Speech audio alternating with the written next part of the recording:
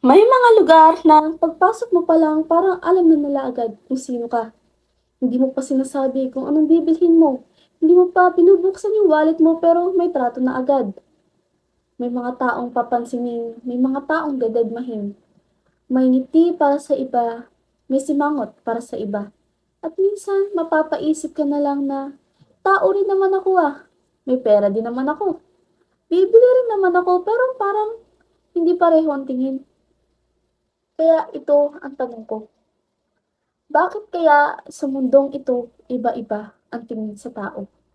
Kapag mayaman, pumasok sa mamahaling store, agad inaasikaso, agad inuuna. Sir, ma'am, welcome po. How may I help you po? Parang may red carpet, parang may spotlight, parang may background music pa na. Cha-ching, cha-ching. Pero kapag mahirap, kahit may dala kang pera, kahit bibili ka pa, parang invisible ka. Hindi ka na nga pinapansin ng staff, nakasimangot pa. Bakit kaya kapag mayaman, ngiti agad ang mga staff? Parang welcome party, parang handa ang lahat. Kapag mahirap, kahit magalang, kahit mabait, parang hindi ka narapat. Parang may checkpoint na walang katapusan at ikaw lang ang contestant sa mahirap sa mamahaling store. Nakakatawa, di ba? Parehong tao, parehong humihinga, parehong nagugutom, parehong nangangarap. Pero iba ang trato, parang may invisible VIP list na tanging mayaman lang ang pwedeng makapasok. Sana hindi sukatan ang bulsa o estado ng tao. Hindi sukatan ang suot o itsura. Pantay-pantay tayo sa puso, sa dangal at sa karapatan.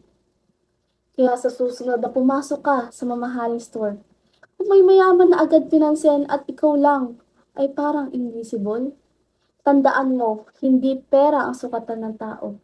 Hindi ang dami ng dala o ang itsura, kundi ang respeto at puso na ibinibigay natin sa bawat isa. Bakit kaya parang mahirap intindihin pero napakasimple lang pala? Ang respeto ay hindi nabibili. At kahit mayaman o mahirap, pareho tayong tao. Pareho tayong may kwento, pareho tayong may karapatang pahalagahan. Kahit sa mamahaling store o sa maliit na tindahan lamang sa kanto. Tandaan mo kung may cashier na nakangiti sa mayaman at nakasimangot sa'yo, relax ka lang, baka mood swing ang sistema nila ngayon. Pero sa huli, hindi sukatan ang halaga mo. Hindi ng presyo, hindi ng brand. Pantay-pantay tayo sa puso. Pantay-pantay tayo sa dangal. Pantay-pantay sa karapatan at ang respeto. Hindi siya na binibili. Hindi siya hiningi at ito'y binibigay. At yan ang tunay na VIP pass.